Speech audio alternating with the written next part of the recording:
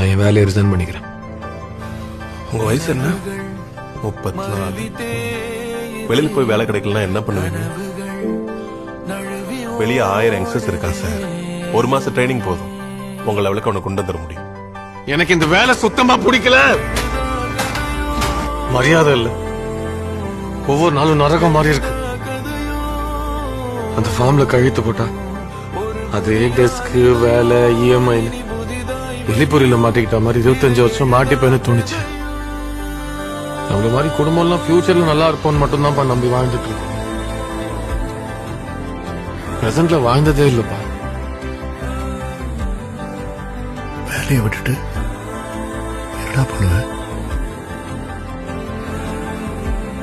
எனக்கு வர ஒரு வேலை, அதுல கிடைக்கிற பணம், மரியாதை, நிம்மதியா ஒரு வாழ்க்கை போதும்.